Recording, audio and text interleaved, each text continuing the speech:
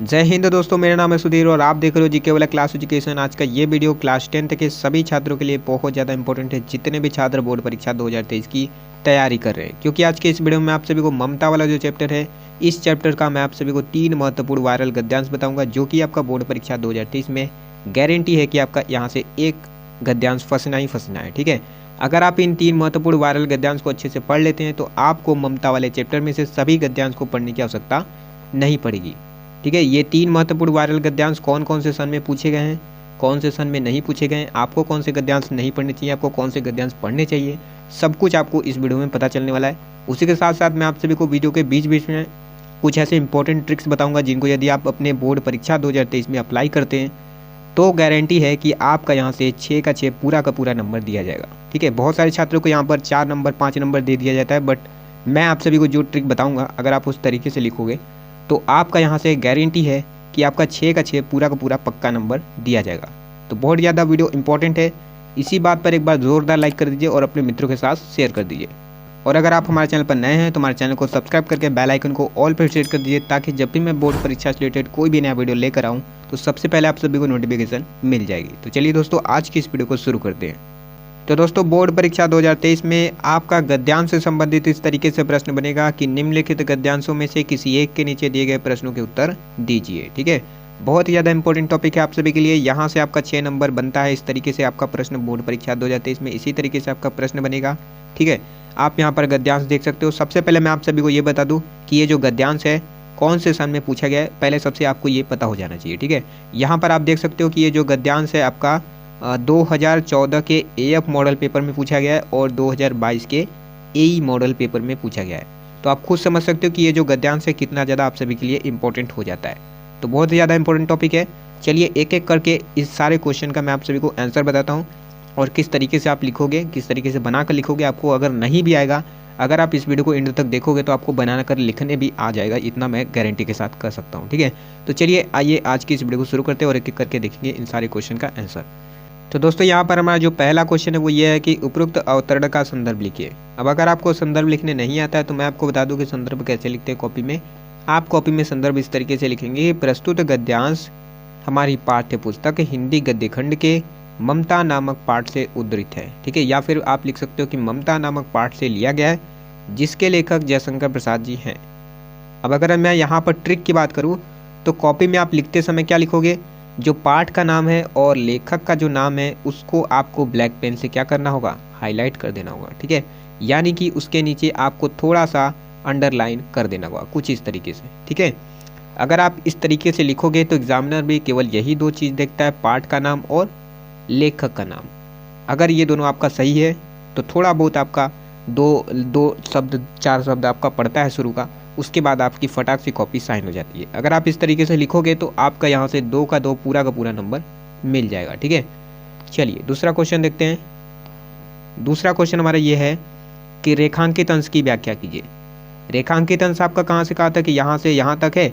एक बार मैं आपको थोड़ा सा पढ़ के बता देता हूँ क्या लिखा है इसमें। इसमें यह लिखा है कि रोहतास दुर्ग के प्रकोष्ठ में बैठी हुई युवती ममता सोन के तीक्ष्ण गंभीर प्रवाह को देख रही है। ममता विधवा थी, उसका यौवन सोन के समान उमड़ रहा था। मन में वेदना, मस्तक में आंधी, आंखों में पानी की बरसात लिए वह सुख के कंटक शयन में विकल थी। ठीक है, इसका अगर हम व्याख्या देखें तो व्याख्या में आप क्या लिखेंगे, व्याख्या में आप ये लिखेंगे कि प्रस्तुत गद्यांश में जयशंकर प्रसाद जी कहते हैं कि वह जो युवती है जो रोहतास दुर्ग के प्रकोष्ठ में बैठी हुई है, ठीक है, उसका नाम क्या था, ममता था। इस तरीके से आपको लिखना होगा, जो कि विधवा स्त्री थी, जो कि हिंदू विधवा स्त्री थी। आप इस तरीके से भी लिख सकते हो, कोई दिक्कत वाली बात नहीं है। ठीक है, देखो यहाँ पर मैं आपको बता दूँ कि जिसको गद्यांश का व्याख्या नहीं भी करने आएगा वो भी आराम से कर लेगा। ठीक है, मैं ऐसी ट्रिक बताऊंगा आपको जिस तरीके से आप बहुत ही आसान तरीके से कर लोगे। ठीक है, बस आपको पाठ का नाम और लेखक का नाम अच्छे से पता होना चाहिए। अगर आपको ये 2 चीज़ अच्छे से पता है तो आप बहुत ही आसान तरीके से जो गद्यांश का रेखांकित अंश है बहुत ही आसान तरीके से कर सकते हो। ठीक है, तो चलिए मैं आपको वो भी ट्रिक बताता हूँ किस तरीके से आप कर सकते हो व्याख्या। देखो, व्याख्या करते समय जो अंडरलाइन है, ठीक है, उस अंडरलाइन में से जो कठिन वर्ड है उसका मीनिंग आपको थोड़ा बहुत तो पता होना ही चाहिए। ठीक है, ये पहले चीज़ हो गया, पहला ट्रिक हमारा यही हो गया कि आपको उसका जो कठिन वर्ड है उसका मीनिंग पता होना चाहिए।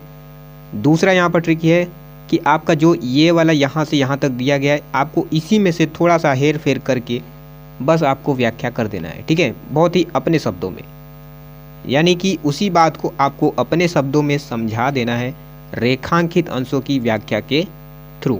ठीक है, चलिए यहाँ पर मैं आपको बता दूं कि आप व्याख्या में क्या लिखोगे। व्याख्या में आप ये लिखोगे कि जयशंकर प्रसाद जी कहते हैं कि वह जो युवती है जो रोहतास दुर्ग के प्रकोष्ठ में बैठी हुई है, जिसका नाम ममता है, ठीक है, वह हिंदू विधवा स्त्री थी। ममता कैसी स्त्री थी? हिंदू विधवा स्त्री थी। ठीक है, सोन के तीक्ष्ण गंभीर प्रवाह को देख रही थी, यानी सोन नदी के तीक्ष्ण गंभीर प्रवाह को देख रही थी। यहाँ पर सोन का बात वो किया जा रहा है, यानी कि सोन नदी का बात किया जा रहा है। ठीक है, उसका यौवन, अब यौवन का अर्थ आपको नहीं पता है तो मैं आपको बता दूं कि यौवन का अर्थ होता है युवावस्था। ठीक है, यानी कि उसका जो युवावस्था था वो भी सोन नदी के समान ही क्या कर रहा था? उमड़ रहा था। और उसके मन में वेदना था, माने उसके मन में बहुत सारी कष्ट थी, दुखी थी। उसका मन कैसा था? दुखी मन था। उसके मन में बहुत सारी कष्ट थी और मस्तक में क्या था? आंधी था, यानी कि उसके जो दिमाग है उसके दिमाग में अनेक प्रकार की विचारों की आंधी चल रही थी। ठीक है, इस तरीके से आप अनुवाद करोगे, यानी कि व्याख्या करोगे आप। ठीक है, उसके बाद क्या लिखा है कि आंखों में पानी की बरसात लिए, यानी कि उसकी आंखों में पानी आ गया, अर्थात उसके आंखों में आंसू आ गए, फिर भी वह क्या थी? सुख के कंटक में, अर्थात सुख के कांटों में क्या कर रही थी? शयन में विकल थी। माने शयन देखो होता है, शयन माने होता है कमरा या कक्ष। ठीक है, तो यही यहाँ पर बोला जा रहा है कि उसकी आंखों में पानी आ गया, इतना होते हुए भी वह सुख के कांटों में रहते हुए भी वह कमरे में कैसी थी? व्याकुल थी। ठीक है, विकल माने होता है व्याकुल या परेशान या फिर बेचैन। बस आपको इतना इसी तरीके से व्याख्या कर देना होगा। ठीक है, मैं आशा करता हूँ कि आपको अच्छे से समझ में आ गया होगा रेखांकित अंशों का व्याख्या। अब अगर आपको समझ में आ गया है तो इसी बात पर एक बार जोरदार लाइक कर दीजिए और अपने मित्रों के साथ शेयर कर दीजिएगा। चलिए अगला क्वेश्चन देखते हैं। रोहतास दुर्ग कहाँ स्थित है? आपको इसका आंसर पता है तो आप जल्दी से कमेंट बॉक्स में बता दीजिए, अदरवाइज मैं आपको बताता हूँ कि रोहतास दुर्ग सोन नदी के तट पर स्थित है। ठीक है, चलिए अगला क्वेश्चन देखते हैं। उपरोक्त गद्यांश में हिंदू विधवा की स्थिति कैसी है? देखो इसका आंसर आपका यहीं पर लिखा हुआ है। ठीक है, हिंदू विधवा की स्थिति कैसी है भैया? संसार में सबसे तुच्छ निराश्रय प्राणी है। यही क्या हो जाएगा? हिंदू विधवा की स्थिति का वर्णन हो जाएगा, यानी कि हिंदू विधवा की स्थिति कैसी है? संसार में सबसे तुच्छ और निराश्रयी प्राणी है। यही आपका ये डबल आई वाले का आंसर हो जाएगा। ठीक है, चलिए अगला क्वेश्चन देखते हैं। अगला क्वेश्चन हमारा ये है कि ममता कौन थी? तो ममता कौन थी ये तो आपको पता ही होगा, ममता चूड़ामणि की बेटी थी। ठीक है, उसके बाद है उसकी क्या स्थिति, उसकी कैसी स्थिति थी? ठीक है, तो उसकी स्थिति क्या थी? स्थिति उसकी ये थी कि वह विधवा थी। ठीक है, बहुत ही आसान तरीके से मैंने आप सभी को इसका सारा आंसर बता दिया है। चलिए उसके बाद अगला देखते हैं। अगला जो हमारा गद्यांश है क्या है? उसके बाद हमारे यहाँ पर जो दूसरा गद्यांश है आप यहाँ पर देख सकते हो कौन सा गद्यांश है। इस गद्यांश का भी आपको व्याख्या करते समय वही ट्रिक अप्लाई करना होगा जो ट्रिक मैंने आप सभी को अभी ऊपर बताया था। हमारी ट्रिक क्या थी? हमारी ट्रिक ये है कि जो भी आपका रेखांकित अंश होगा, ठीक है, जो भी आपका रेखांकित अंश होगा इसमें से आपको कठिन वर्ड को ढूंढ लेना है, उसके बाद आपको उसका मीनिंग पता होना चाहिए। ठीक है, जैसे मान लो ये विपद हो गया, विपद के लिए यानी विपत्ति काल के लिए ये बोला जा रहा है। ठीक है, परम पिता अर्थात परमात्मा अर्थात ईश्वर, ठीक है, इसको बोला जा रहा है, ईश्वर को बोला जा रहा है। यानी उसके बाद यहाँ पर फेर दीजिए यानी लौटा दीजिए, ये जो कठिन वर्ड है आपको इसका मीनिंग पता होना चाहिए। उसके बाद आप क्या करोगे? आप बहुत ही आसान तरीके से अपने शब्दों में ही इसका आप व्याख्या कर डालोगे, इतना गारंटी है, और बहुत ही आसान तरीके से आपका यहाँ पर 2 नंबर मिल जाएगा। चलिए मैं आपको इसका व्याख्या करके दिखा देता हूँ, जिससे कि आप बहुत ही आसान तरीके से बोर्ड परीक्षा 2023 में कर सकते हैं। ठीक है, यहाँ पर सबसे पहले मैं आपको बता दूँ कि ये जो गद्यांश है कौन कौन से सन में पूछा गया? 2013, 19 में और 20 के MG मॉडल पेपर में पूछा गया है। तो आप खुद समझ सकते हो कि ये जो गद्यांश है कितना ज़्यादा आप सभी के लिए इंपॉर्टेंट है। यहाँ पर लिखा है कि हे भगवान तब के लिए विपद के लिए इतना आयोजन, यानी कि प्रस्तुत गद्यांश में ममता कहती है कि हे भगवान तब के लिए, अर्थात हे भगवान इस विपत्ति काल के लिए पिताजी आप इतना आयोजन अर्थात इतना प्रयास आप क्यों कर रहे हैं? क्योंकि यह तो परम पिता की इच्छा के विरुद्ध है। यानी क्योंकि यह तो ईश्वर की इच्छा के विरुद्ध है, आप इतना साहस क्यों कर रहे हैं? क्या इतना भीख नहीं मिलेगा? फेर दीजिए पिताजी, अर्थात लौटा दीजिए पिताजी, क्योंकि मैं काँप रही हूँ इसी को देख करके, और इसकी जो चमक है, इसका जो प्रकाश है, वही मेरी आंखों को क्या कर रही है? अंधा बना रही है। ठीक है, अंधा बना रही है। बस आपको इसी तरीके से आपको क्या कर देना होगा? व्याख्या कर देना होगा। बहुत ही सिंपल तरीके से आप कर सकते हो, कोई दिक्कत वाली बात नहीं है। ठीक है, चलिए अगला देखते हैं क्वेश्चन। अगला क्वेश्चन हमारा ये है कि उपरोक्त गद्यांश में से किस कार्य को ईश्वर की इच्छा के विरुद्ध बताया गया है? तो मैंने आप सभी को भी बताया था। ठीक है, क्योंकि यह तो परम पिता अर्थात परमात्मा अर्थात ईश्वर की इच्छा के विरुद्ध है। तो क्या विरुद्ध है? आपने पढ़ा होगा इस ममता वाले चैप्टर में कि जो ममता के पिता अर्थात जो चूड़ामणि थे, उन्होंने घूस के रूप में जो स्वर्ण राशि प्राप्त किया था कि वह विपत्ति काल के लिए अर्थात किसी दुर्घटना के लिए, जब कोई विपत्ति आ जाए तब वो हमारे काम आएगा। ठीक है, तो वही जो कार्य था वही क्या था? परम पिता अर्थात ईश्वर की इच्छा के विरुद्ध बताया गया था। ठीक है, यही वाला आंसर आपका ये वाला भी हो जाएगा कि अपने पिता का कौन सा कृत्य ममता को माने कार्य, ठीक है, ममता को परम पिता की इच्छा के विरुद्ध लिखा। तो आप इसमें भी वही वाला आंसर लिखोगे।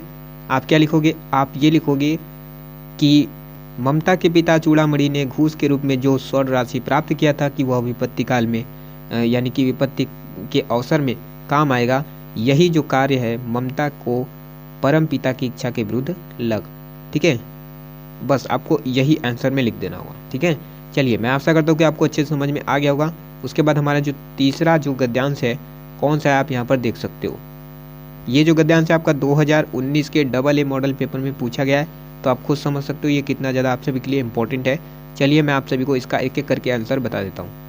तो यहाँ पर हमारा जो पहला क्वेश्चन है वो ये है कि उपरोक्त अवतरण का संदर्भ लिखिए। संदर्भ आपको नहीं लिखने आता है तो मैं आपको बता दूं कि संदर्भ आप उसी तरीके से लिखोगे जिस तरीके से मैंने आपको अभी ऊपर ट्रिक के माध्यम से बताया था। आप ट्रिक ये लगाओगे कि जो पाठ का नाम है और जो लेखक का नाम है उसको आप ब्लैक पेन से अंडरलाइन कर दोगे। ठीक है, यानी कि वो ब्लैक पेन से भी रहना चाहिए आपका सभी आंसर। ठीक है, आपका सभी आंसर नीले पेन से रहना चाहिए, लेकिन वो जो पाठ का नाम है, ठीक है, पाठ का नाम और लेखक का नाम, ये दोनों चीज़ आपका ब्लैक पेन से होना चाहिए। उसी के साथ साथ इसके नीचे आपका अंडरलाइन भी होना चाहिए ब्लैक पेन से ही। ठीक है, अगर आप इस तरीके से लिखोगे तो एग्जामिनर भी यही चेक करता है, लेखक का नाम और पाठ का नाम, और आप उसको वही दिखा रहे हो, तो जाहिर सी बात है आपका पूरा आंसर नहीं पड़ेगा, फटाक से आपकी कॉपी चेक हो जाएगी और इसका नंबर आपको पूरा 2 नंबर मिल जाएगा। ठीक है, मैं ऐसा कर दूं कि आपको अच्छे समझ में आ गया होगा। चलिए रेखांकित अंशों की व्याख्या देख लेते हैं। यहाँ पर क्या लिखा हुआ है एक बार मैं आपको पढ़ के बताता हूँ कि अश्वारोही पास आया, ममता ने रुक कर कहा, क्या कहा कि मैं नहीं जानती कि वह सहंसा था या फिर मुगल था, लेकिन एक दिन वह इसी झोपड़ी के नीचे रहा था। ठीक है, ठहरा था यानी विश्राम किया था। मैंने सुना था कि वह मेरा घर बनवाने की आज्ञा दे चुका है और मैं आजीवन अपनी झोपड़ी खुदवाने के डर से, ठीक है, यहाँ पर थोड़ा सा मिस्टेक हो गया, यहाँ पर डर लिखा है तो यहाँ पर होगा डर के। ठीक है, यानी कि डर से भयभीत रही और भगवान ने सुन लिया, मैं आज इसे छोड़े जा रही हूँ। तो देखो यहाँ पर सिंपल सी बात ये है, यहाँ पर जयशंकर प्रसाद जी कहते हैं, आप इसका अनुवाद करते समय लिखोगे कि जयशंकर प्रसाद जी कहते हैं कि ममता कह रही है, ममता क्या कह रही है? ममता ये कहती है कि मैं नहीं जानती कि वह सहंसा था या फिर मुगल था, लेकिन वह इस झोपड़ी के नीचे एक दिन विश्राम जरूर किया था। ठीक है, और मैंने यह भी सुना था कि मेरा घर बनवाने की उसने आज्ञा भी दे दिया था और मैं पूरे जीवन काल तक इसी झोपड़ी में खुद जाने के डर से डरी रही। ठीक है, यही इसका अर्थ होगा। सबसे पहले तो आपको रेखांकित अंशों में जो कठिन जो शब्द है उसका आपको अर्थ पता होना चाहिए, तभी आप अपने शब्दों में बनाकर लिख सकते हो। ठीक है, कोई भी आपका जो आपका गद्यांश हो आप बहुत ही आसान तरीके से बना कर लिख सकते हो, बट उससे पहले आपको 3 चीज़ आपको याद होना चाहिए, पाठ का नाम, ठीक है, लेखक का नाम, और उसके बाद जो कठिन जो शब्द है, ठीक है, उसका आपको अर्थ पता होना चाहिए। उसके बाद यहाँ पर क्या लिखा है? उसके बाद यहाँ पर ये लिखा है कि भगवान ने भी सुन लिया और मैं आज इसीलिए तुम्हारे पास छोड़े जाती हूँ। ठीक है, यानी तुम्हारे पास छोड़कर जा रही हूँ। बस आपको इसी तरीके से अनुवाद कर देना होगा। अब यहाँ पर आप देख सकते हो अथवा में करके ये 2019 में ये पूछा गया है। ठीक है, मैं नहीं जानती कि सहंसा यहाँ से पूछा गया, यानी कि यहाँ से लेकर के यहाँ तक आपका पूछा गया है। अब इसी के बीच में आपका जो भी बन जाए रेखांकित अंशों का, ठीक है, तो कोई दिक्कत वाली बात नहीं है। यहाँ पर देखते हैं अगला क्वेश्चन। अगला क्वेश्चन हमारा कि ममता ने अश्वारोही को क्या बताया, कि भैया ममता ने अश्वारोही को यही बताया कि मैं नहीं जानती कि वह शहंशाह था या फिर मुगल था, लेकिन वह एक दिन जरूर से आया था झोपड़ी के नीचे ठहरने के लिए, यानी कि विश्राम करने के लिए, ठीक है। और मैंने सुना भी था कि वो घर बनवाने की आज्ञा भी दे चुका है। बस आपको इसी को अपने शब्दों में लिखना होगा, कोई दिक्कत वाली बात नहीं है, आपका कोई भी नंबर नहीं कटने वाला है, ठीक है। और मैं झोपड़ी के खुद जाने के डर से डरी रही, ठीक है, भयभीत यानी डरा रहना, ठीक है। और भगवान ने भी यह बात सुन लिया और मैं आज इसे तुम्हारे पास छोड़े जा रही हूँ। बस आपको यही लिखना होगा इसका आंसर, ठीक है। आजीवन भयभीत रहने का कारण लिखिए, मतलब पूरे जीवन भर भयभीत रहने का क्या कारण था, झोपड़ी के खुद जाने का डर, ठीक है। झोपड़ी के खुद जाने के डर से मैं क्या रही, भयभीत रही यानी डरी रही। तो यही आपका आंसर हो जाएगा इसका, ठीक है। तो मैं आशा करता हूँ कि आपको यह वीडियो बहुत ज़्यादा इंपॉर्टेंट लगा होगा। अगर आपको थोड़ा सा भी ये वीडियो इंपॉर्टेंट लगा है तो इसी बात पर एक बार जोरदार लाइक कर दीजिए। साथ ही अगर आप हमारे चैनल पर नए हैं तो हमारे चैनल को सब्सक्राइब करके बेल आइकन को ऑल पे सेलेक्ट कर दीजिएगा, ताकि जब भी मैं बोर्ड परीक्षा से रिलेटेड कोई भी नया वीडियो लेकर आऊँ सबसे पहले आप सभी को नोटिफिकेशन मिल जाए। तो दोस्तों मिलते हैं एक और नई वीडियो के साथ।